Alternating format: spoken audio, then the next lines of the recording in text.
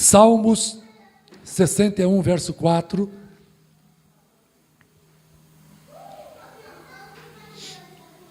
Salmos 61, verso 4. Habitarei no teu tabernáculo para sempre, abrigar-me-ei no esconderijo das tuas asas. Quantos podem dizer amém? Vamos nos abrigar nele, Pai. Vamos nos abrigar nele, irmãos, em nome de Jesus. O tema de hoje é o Santo dos Santos, ou o lugar santíssimo. E o nosso objetivo é compreender que quem já pisou o Santo dos Santos em outro lugar não sabe viver, tá bom? Quem já teve um encontro especial com Jesus e entrou na presença dele, não consegue viver longe dele, não consegue viver em outro lugar, a menos que se desvie dele.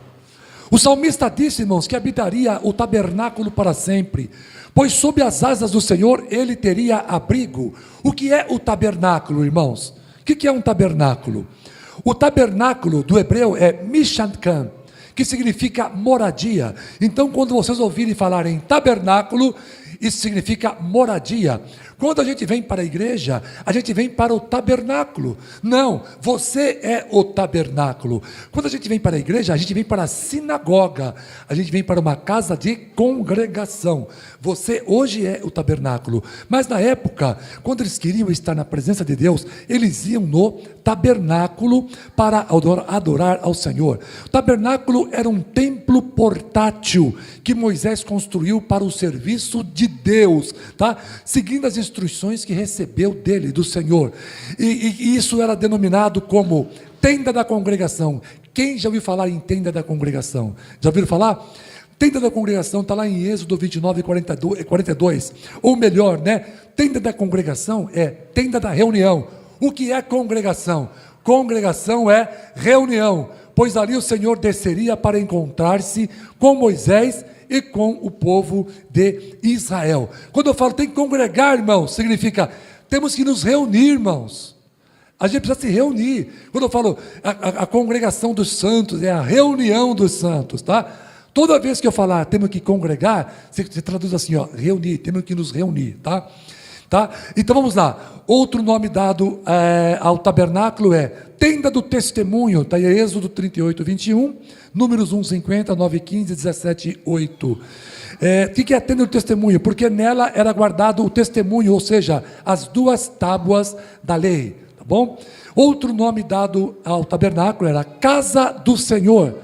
Por quê? Deuteronômio 23, 18, porque era ali que Deus habitava com o seu povo. E também se chamava templo do Senhor, o tabernáculo. Templo do Senhor, ainda que portátil. Por que tabernáculo era portátil? Porque quando o povo estava caminhando, eles arrastavam com eles o tabernáculo, entendeu?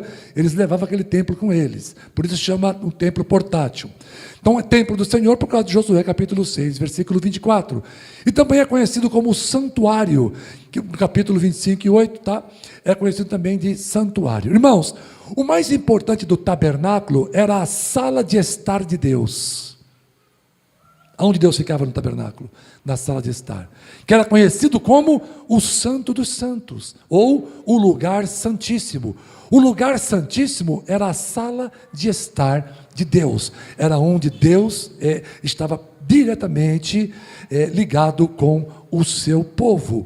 O Santo dos Santos, irmãos, era o lugar mais sagrado do tabernáculo e também do templo, pois nele ficava a arca da aliança, que simbolizava a presença de Deus vivo no meio do povo. Irmãos, somente o sumo sacerdote, o que é o sumo sacerdote? O chefe de todos os sacerdotes. Só ele podia entrar nesse lugar e apenas uma vez por ano, para fazer expiação pelos pecados do povo. O que era essa expiação? Quando os animais eram sacrificados para que o povo pudesse ser perdoado de seus pecados. E o que simbolizava a morte desses animais que eram sacrificados? Estava mostrando que Jesus Cristo um dia seria sacrificado por cada um de nós. Então, o sumo sacerdote, irmãos, ele espargia, né, salpicava o sangue de animais no chão, diante da arca do pacto. Está entendendo, irmãos? Estão entendendo? Ali estava a arca da aliança, simboliza a presença de Deus, ok? Ó, lugar santíssimo, o santo dos santos. Era um lugar fechado, com uma cortina de mais ou menos 9 a 12 centímetros, fechava. O sumo sacerdote, que é o chefe de todos os sacerdotes, entrava lá dentro uma vez por ano, e ele ficava diante da arca. Ali estava a arca, com aqueles querubins em cima, né, de ouro, em madeira de acácia, madeira dura, e estava ali o sacerdote. Uma vez por ano, ele entrava ali em volta da cintura, cheio de sino, ele ficava girando, tá, os sinos tocando, e lá fora as pessoas ouvindo o sino. Se o sino parasse de tocar, eles puxavam uma corda, porque o sacerdote estava morto. E por que ele estava morto? Porque ele entrou indignamente. Isso aí simboliza a ceia do Senhor. Aquele que come e bebe indignamente, come e bebe para a sua própria condenação, não discernindo o corpo do Senhor. O sacerdote tinha que discernir a presença do Senhor naquela arca. Então ele entrava com as romãs. Romãs eram sinetas colocadas em volta do corpo, e ele girava aquela sineta enquanto falava com Deus. Chamai Israel, Adonai, Eloheinu, Salah. E ele pegava o sangue de animais e ficava salpicando na frente da arca. Entendeu? Porque, irmãos, se ele não salpicasse aquele sangue de animais na frente da arca, ele morria e o povo todo morria, porque ninguém teria os seus pecados perdoados. Então, no Santo dos Santos, ele estava salpicando ali aquele sangue e girando a sineta. Eu acho que ele não via a hora de sair de lá, né? Não vejo a hora de vazar daqui, mano. Oxe, é louco. Ele jogando lá, fica aí, servo, amém. E jogando sangue lá, não via a hora de vazar, né? Mas estava lá, porque se parasse de tocar, o que aconteceu? Se o sino parasse de tocar, estava morto. Aí eles puxavam o cadáver para fora, porque ninguém entra na presença de Deus indignamente. E qual é a dignidade? É o sangue, irmãos. O sangue que era salpicado, tá bom? Então, o sumo sacerdote salpicava aquele sangue diante da arca dourada, né? A arca dourada do ouro, do pacto, em cuja cobertura havia querubins. Que são querubins? Querubins são anjos guardiões, tá? Então havia 2 querubins feitos de ouro em cima daquela arca, e tudo aquilo simbolizava a presença do Senhor Jeová, tá? Que por meio de uma nuvem se manifestava ali. Isso está lá em Êxodo 25, 17 a 22, e Levítico capítulo 16, versículo 2, versículo 14, e também o versículo de número 15, tá bom? Dentro do Santo dos Santos, irmãos, aquele lugar santíssimo, que era um recinto em forma de um cubo. O Santo dos Santos, onde ficava a presença de Deus, tinha 4,5 metros de cada lado, tá bom? Observação, no templo de Salomão, esse espaço ele era maior, mas no tabernáculo era uma coisa portátil, já falei para vocês que era portátil, tinha 4,5 metros, tá? Aquele cubo. Então, como é que funcionava isso? Ele era conhecido como a Arca da Aliança, que era uma caixa dentro do cubo, né? De 4,5 por 4,5. Tinha a Arca da Aliança, que era uma caixa de 1,15 m por 69 centímetros, por 69 centímetros, tá? 1,15 m, 69, 69 centímetros de altura. E ela vinha conter as tábuas da lei, um pote com o maná, lembra do maná quando desceu no deserto? E também a vara de Arão, que floresceu milagrosamente. Então, dentro da arca havia isso, tudo isso tipificava a presença do Senhor. A arca era construída com madeira de acácia, dura, forte, e também com ouro. O que significa isso? A madeira significa o orgânico, o corpo de Jesus Cristo, e o ouro significa a divindade de Jesus Cristo. Então aquela arca simboliza o visível do Deus invisível. Jesus Cristo era aquela arca. Nós temos o maná, que é o pão, nós temos a vara de Arão que floresceu, que é o Espírito Santo, né? E as tábuas da lei, que é o Pai que nos dá a lei. E lá em Colossenses está escrito que toda a plenitude da divindade, Colossenses 3,16, está escrito que toda a plenitude da divindade está em Jesus Cristo. Então Jesus Cristo, ele é a arca da aliança, ouro e acácia, material orgânico, corpo, e também ouro, a parte divindade de Jesus Cristo, e nele está toda a trindade, Pai, Filho e Espírito Santo, maná, tábuas da lei e a vara de Arão que floresceu, que simboliza o Espírito Santo. Então tudo isso, irmãos, estava sendo tipificado no lugar santíssimo, aonde o povo ia buscar a presença do Senhor Deus. Amados, o Santo dos Santos era um lugar muito especial, pois ali que Deus fazia-se presente e falava com o sumo sacerdote de cima do propiciatório, a parte alta da arca, e apenas uma vez por ano, conforme revelado em Êxodo 25, 22 e Levíticos 16 e o versículo de número 34. Irmãos, era um lugar tão diferenciado que o próprio Deus advertiu para se evitar entrar com frequência. Não podia entrar com frequência. Coloca aí, irmã Dineia, Levítico capítulo 16, versículo 2. Não podia entrar com frequência. Veja só o que diz a palavra do Senhor. Disse, pois, o Senhor a Moisés: dize a Arão, teu irmão, que não entre no santuário em todo o tempo. Não podia, irmãos. Estão entendendo?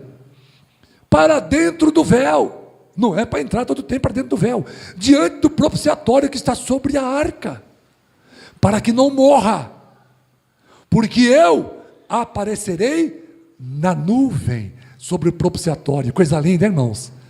Já pensou o privilégio do sumo sacerdote? Entrar, ver aquela coisa brilhando de ouro, o candelabro ali, né? Aquelas chamas acesas que o fogo não apagava nunca, brilhando aquela arca, e de repente parece uma fumaça em cima, né? No Santo dos Santos, né? O que acontece ali, irmãos? A fumaça aparece e ela me cobria. E só os olhos do Senhor nos contemplavam. Só teus olhos me veem. O milagre. É um milagre que acontecia naquele lugar. Irmãos, eu gostaria de salientar para vocês que o acesso ao Santo dos Santos era separado por um véu, que, segundo entendidos, ele tinha cerca de 9 a 12 centímetros de espessura. Ele era fabricado com linho fino, trançado de fios de tecido. Olha a cor do véu, irmãos. Era azul, olha que coisa linda, roxo e vermelho. A Bianca ia adorar, né? A Bianca gosta disso. O véu era azul, roxo e vermelho, cores vivas, linda, aquilo era lindo demais, irmãos, tá? Era símbolo, infelizmente, né, por causa do nosso pecado, aquilo era um símbolo da separação que o pecado ocasionou entre o homem e Deus. Bom, aonde eu quero chegar com tudo isso? É interessante ressaltar, irmãos, que antes do Santo dos Santos, havia o lugar santo. Antes de entrar no lugar santíssimo, o Santo dos Santos, havia um lugar chamado Lugar Santo, onde os sacerdotes ficavam iluminados pelo candelabro. Olha que coisa linda, irmãos. Somente o sumo sacerdote podia entrar no Santo dos Santos, onde a iluminação era sobrenatural, vindo da nuvem. Olha só que coisa linda. Que coisa tremenda. Então, estão entendendo? Então tinha o santo lugar, ali ficavam os sacerdotes. Tinha um candelabro, e aquilo ficava iluminando. Coisa linda, irmãos, hein? Quando o sumo sacerdote entrava por trás daquela cortina, aquela nuvem que tinha lá dentro soltava uma luz, irmãos. Soltava uma luz. Hoje nós temos igrejas que acendem velas. A pessoa morre acendendo uma vela, vai orar um santo acendendo uma vela, vai orar um... Que isso, irmãos? Nós entramos no Santo dos Santos, nós não usamos vela aqui na igreja evangélica. O Senhor é a nossa luz. Aqui tem muita luz. Deus não precisa de iluminação de vela para nos contemplar. Amém? O lugar santo foi abolido. Não precisa mais de candelabro. Esqueçam isso. Onde eu moro, no apartamento de cima, uma pessoa acende vela direto lá no anjinho, lá para uma vela. A minha luz é sobrenatural. Irmãos, tem uma luz aqui dentro agora. Sabiam disso? Tem uma luz aqui. Você pode não estar observando com esses olhos aqui, mas tem gente que às vezes eu estou falando vai chegar essa luz aqui, pode ser que você veja. Não se assuste. Hoje eu conheço várias pessoas que viram essa luz. E uma pessoa que era de uma religião de matriz africana, ela estava no terreiro, ela viu a luz, saiu correndo do terreiro, onde era pai de santo, se era pai de santo, se ele era pai de santo, saiu correndo para uma igreja evangélica e aceitou Jesus como Senhor e Salvador. Ele pregou na igreja que eu dirigia, aqui na Vila Mazei. Ele veio pregar aqui. Então, ele viu essa luz sobrenatural. E já viu outras pessoas também que contemplaram essa luz. Ela é muito forte, mas ao mesmo tempo ela é suportável, porque Deus a torna suportável para nós. É muito gostoso isso. Ela está aqui, pastor? Tá. Não sei por que Deus não abre nossos olhos, de vocês agora, para ver essa luz aqui. Talvez não seja a hora de ter essa experiência, mas ela está aqui. Essa luz está aqui. Como é que você sabe disso? Sabe por que eu sei? Porque quando o véu foi rasgado de alto a baixo, quando Jesus disse, está consumado, o véu foi rasgado de alto a baixo. O que havia dentro do Santo do Santo, no lugar santíssimo? O que havia lá? A arca. De cima do propiciatório, o que estava ali? A presença de Deus. O que acontecia lá? Um fenômeno sobrenatural, uma fumaça enchia o lugar. E o que saía da fumaça? Vozes. Voz. E o que saía da fumaça? Luz. Quando Jesus disse na cruz, está consumado, a Bíblia diz que aquele véu do templo, ele se rasgou de alto a baixo. O que saiu lá de dentro, irmãos? A fumaça saiu. A luz saiu. E invadiu a terra. E todos aqueles que recebem Jesus como Senhor e Salvador, recebem a eficiência dessa luz. A abrangência dela é para todo o universo. A abrangência da luz. É para todos os moradores da terra, a abrangência. Mas a suficiência é para quem recebe Jesus como Senhor e Salvador de suas vidas. Então há uma luz aqui, que saiu do lugar santíssimo. Há vozes aqui. Há uma fumaça aqui. Cadê a voz, pastor? Você está ouvindo. Eu não estou conseguindo ouvir. Ela está falando com você agora. A voz está saindo do lugar santíssimo. Jesus disse: quando você estiver pregando, ou estiver falando diante das autoridades, não se preocupe com o que você vai falar, porque eu vou colocar as palavras na boca de vocês. Então vocês estão ouvindo o que Deus quer falar nessa noite, nesse lugar. Amém, igreja? Receba essa palavra. Receba. Então nós podemos concluir, irmãos, através dessa passagem, Mateus capítulo 17, versículo 5. E estando ele ainda a falar, eis que uma nuvem luminosa os cobriu. Olha aí, irmãos. Aqui já é Jesus Cristo. Mateus 17, 5. Estando ele ainda a falar, uma nuvem luminosa os cobriu. Olha aí. Tinha uma nuvem luminosa no lugar santíssimo. E agora a nuvem luminosa está cobrindo Jesus, Pedro, Tiago e João. Ali está a nuvem luminosa. E da nuvem saiu uma voz. Eu não falei para vocês? Fumaça, luz e voz. E da nuvem saiu uma voz que dizia: este é o meu filho, a quem me alegro. Escutai-o. Quem com prazo? Escutai-o. O véu ainda não havia sido rasgado, mas agora o véu está rasgado, irmãos. Pela vitória de Jesus Cristo na cruz, a luz do lugar santíssimo escapou pela brecha que foi aberta. Por aquela fenda a luz escapou. E a luz invadiu o universo. O Deus que habitava no Santo dos Santos mudou de endereço. Agora Ele está habitando a minha vida. Pois Paulo disse em 1 Coríntios, capítulo 3, versículo 16: não sabeis vós que sois templo de Deus e que o Espírito de Deus habita em vocês? Vocês não sabem disso? Lá no Salmos 61, que foi atribuído a Davi, ele afirma o seguinte: habitarei no teu tabernáculo para sempre, abrigar-me-ei no esconderijo das tuas asas. Ou seja, quem tem contato com Deus não consegue estar em outro lugar. Amém, igreja? Amém, irmãos? Quem já pisou o Santo dos Santos não tem outra prioridade na vida. Paulo se descreveu simplesmente assim, lá em Tito capítulo 1, versículo 1. Olha só, irmãos. Eu, Paulo, sou escravo de Deus.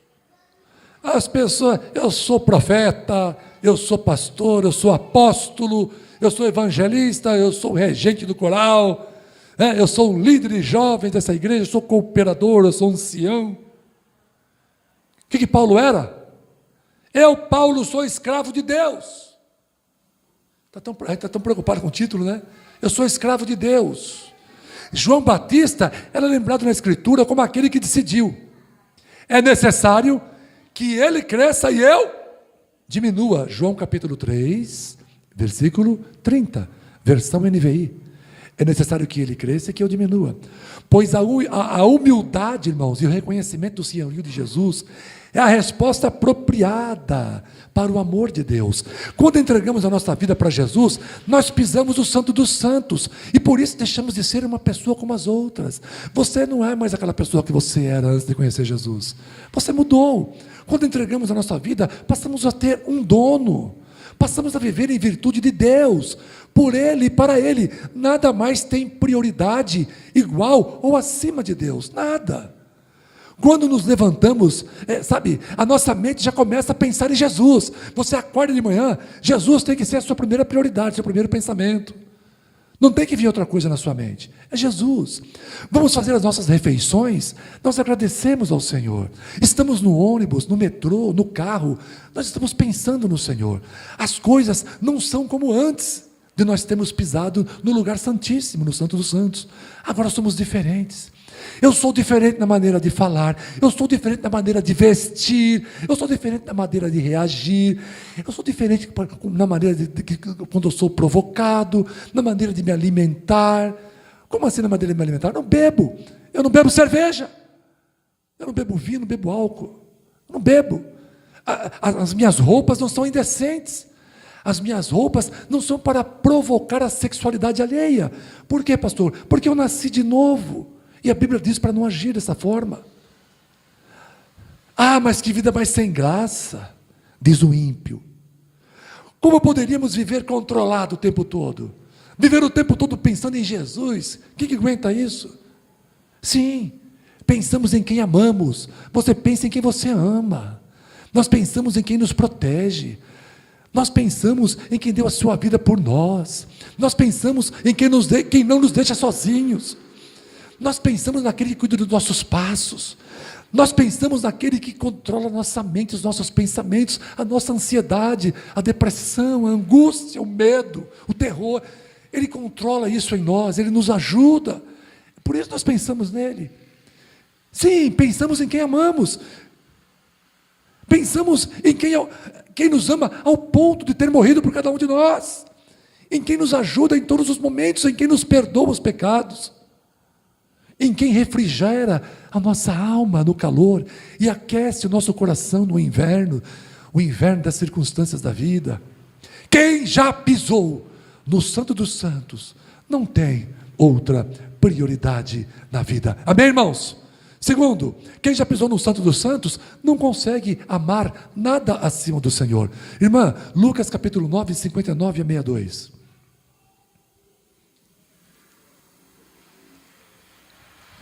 A outro disse Jesus: segue-me. Ele, porém, respondeu: permite ir primeiro sepultar meu pai. Mas Jesus insistiu: deixa aos mortos o sepultar os seus próprios mortos. Tu, porém, vai e prega o reino de Deus. Outro lhe disse: seguir-te-ei, Senhor, mas deixe-me primeiro despedir-me dos de casa. Mas Jesus lhe replicou: ninguém que, tendo posto a mão no arado, olha para trás, é apto para o reino de Deus. Estão entendendo, irmãos? Como o negócio é sério? É muito sério isso. Irmãos, vocês conhecem alguém que tenha começado um regime? Quem aqui nunca tentou fazer um regime? Eu já tentei tantas vezes. Né, Ednei? Também. Ednei não, Ednei está sempre em forma. Mas a gente sempre tenta um regime, né? Vocês conhecem, não dá risada não, está sério aqui, você está rindo? Não é fácil não, viu? Irmãos, vocês conhecem alguém que tenha começado um regime, mas se acabou desistindo do regime? Eu sou um, já desisti várias vezes. Com certeza sim, não é mesmo? Sabe por que isso ocorre? Porque as pessoas desistem do regime. É que as pessoas amam mais a comida do que a sua boa forma. Por isso desistem do regime. Elas amam mais a comida do que a própria saúde. Verdade, irmãos. O que se espera de alguém que queira emagrecer é que o desejo de perder peso seja maior do que o desejo de comer doces e massas. Por isso há tantos fracassos entre as pessoas que começam a fazer regime. sempre acaba terminando em insucesso, em um grande insucesso. Porque as pessoas amam mais o doce, a torta de morango, a pizza de 4 queijos. Oh, Jesus, já vou parar com o meu regime de novo. Né? Você acaba amando mais essas delícias, essas iguarias, do que a sua boa forma física. E às vezes até a própria saúde. Eu conheço as pessoas diabéticas que pegam doce, não quer nem saber, irmão. Dá esse chocolate, eu vou comer até embalagem. Ele compra um chocolate, o cara dá o troco para ele come o chocolate, come o papel do chocolate e as moedas também, o troco, come tudo. Tem diabetes? Tem diabetes. Por quê? Porque ele ama mais o chocolate do que a própria saúde, irmãos. No mundo espiritual, ocorre coisa semelhante. As pessoas querem ir para o céu, querem escapar do inferno, mas o desejo pelo pecado e o amor ao mundo é tão grande que ele acaba desistindo do céu. Até esquece de existir inferno. Deixa eu morrer para ver se tem mesmo. Eu vou ficar com o meu pecadinho e acabou. Há muita gente que se empolga ao conhecer o Evangelho e logo se declara aceitar a Jesus como Senhor e Salvador. Mas quando descobre que haverá de renunciar à sua velha maneira de viver, percebe que não está assim tão interessada como antes. É o regime, né, irmãos? E passa a ser um fracasso. Amados, vamos tomar cuidado com isso, irmãos. Toma cuidado com isso. Jesus não prometeu para ninguém uma carreira de facilidades. Ele disse: no mundo tereis aflições. Você quer se livrar dos seus problemas na marra, sem nenhum esforço, quer que tudo seja fácil, aconteça rápido e fácil, imediatismo, né? Consumismo. Se não for assim, eu saio fora da igreja, vou buscar outra igreja. Irmão, faz isso não. Não vai procurar outra igreja não. Não sai fora do Evangelho não. Espera. Jesus não prometeu facilidades em lugar nenhum. Ele prometeu possibilidades. Possibilidades é diferente de facilidades. Você sai do emprego porque está cansado dali, daquele lugar, daquelas pessoas. Aí você vai para um outro emprego, para outro lugar. Ah, meu irmão, você vai encontrar pessoas de novo, com problemas de novo, com um chefe com problema de novo. Se não é o chefe, é o supervisor. Se não é o supervisor, é o gerente. Se não é o colega que senta do teu lado, é o que senta na frente. Ou que senta atrás ou do lado. Mas vai ter problema. Aonde você for, irmão, tem gente. Eu não aguento mais essa função no meu trabalho. Eu quero mudar de função, minha vida nunca mais será a mesma. Não vai ser a mesma mesmo. Vai ser pior. Vai ser pior, só isso. Tenho que falar para vocês. Sabe por que vai ser pior? Porque você não quer andar na vontade de Deus. Irmãos, abra mão de todos os teus sonhos pela vontade do Senhor. Há muita gente que se empolga a ouvir a palavra, mas logo desiste. Olha, quem já pisou no Santo dos Santos não consegue amar nada igual ou acima do Senhor Jesus. Amém, irmãos? Vamos passar por próximo, estamos terminando, tá? Quem já pisou no Santo dos Santos, em outro lugar, não sabe viver. Esse sermão aqui é interessante, irmãos. Ele é um sermão interessante. A introdução dele parece que é maior do que o sermão. Vocês vão ver, eu estou terminando, e a introdução demorou uns 25 minutos mais ou menos. É porque eu quis ser detalhista, para vocês entenderem a importância do lugar que você está aqui. Da importância que você é sendo um lugar santíssimo. Vós sois o lugar santíssimo. A presença de Deus está em vós. A fumaça, a voz, a luz. E a gente não está usufruindo disso. Por quê, pastor? Está ignorando. Nós estamos ignorando que nós somos o lugar santíssimo. Tem fogo aí, irmãos? Tem luz? Tem fumaça? Aleluia, tem voz? Pastor, tem que ouvir a voz. A voz está sendo falada aqui. Só falta você ver a luz e a fumaça, porque a voz vocês já estão ouvindo.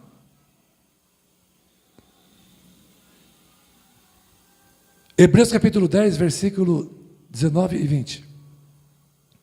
Portanto, irmãos, temos plena confiança para entrar no Santo dos Santos, pelo sangue de Jesus, por um novo e vivo caminho que Ele nos abriu, por meio do véu, isto é, do seu corpo. Está entendendo, irmãos? Irmãos, nós temos plena confiança para entrar no Santo dos Santos, pelo sangue de Jesus. O sumo sacerdote, uma vez por ano, entrava lá.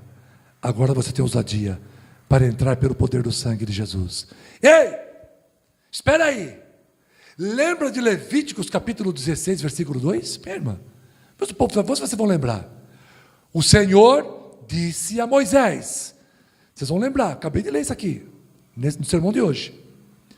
Diga a seu irmão Arão que não entre a toda hora no lugar santíssimo, atrás do véu, diante da tampa da arca, para que não morra, pois aparecerei na nuvem acima da tampa. Não é para entrar toda hora, é uma vez por ano. Se entrar eu mato, é Deus falando. Deus falando, se entrar na minha presença direta eu mato. Não entra na minha presença não. Não vem não. Interessante observar que na época do tabernáculo, Deus ordenou para que não se entrasse toda hora no Santo dos Santos. Enquanto no Novo Testamento a ordem é para entrar e não sair mais de lá.